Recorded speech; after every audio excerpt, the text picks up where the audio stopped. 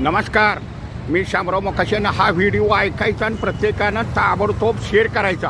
लई R T ओवाले बघा पैसे खातात आणि त्या दहिसर आर टी ओमध्ये एवढा लोचा आहे की ज्या वेळेला आपण पक्क लायसन काढायला जातो त्यावेळेला दहिसर आर टी ओमध्ये कुठलीही टेस्ट घेतली जात नाही.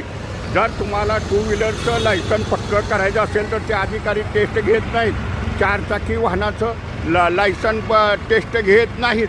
बिन टेस्ट घेता ही पक्की लायसन दिली जातात. तिथं दाबून पैसे खाल्ले जातात.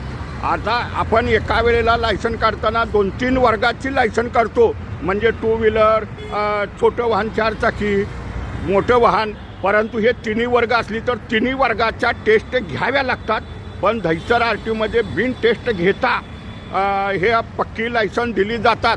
आम्ही मुख्यमंत्र्यांना पत्र दिलेलं आहे की तात्काळ दहिसर आर टी ओची चौकशी करा आणि जो अधिकारी बिन टेस्ट घेता पक्की लायसन देतोय त्याच्यावरती तात्काळ निलंबनाची कारवाई करा. कारण इथं दहिसर आर टी ओमध्ये सर्वात मोठा झोल चालत असतो की परमिट देताना बी लोचा, ते 15 वर्षाचे दाखले बी सगळा ह्यांचा लोचाच आहे.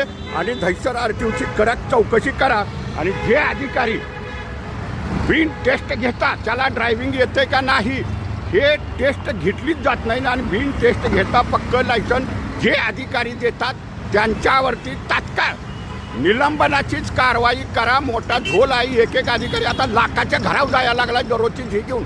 इकडं अपघातांची मोठी संख्या वाढलेली आहे. अपघात होतात, त्याला गाडी चालवायला येत नाही.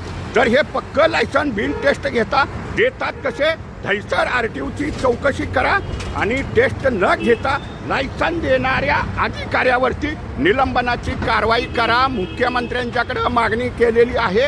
हा व्हिडिओ जास्तीत जास्त प्रत्येकानं शेअर करा.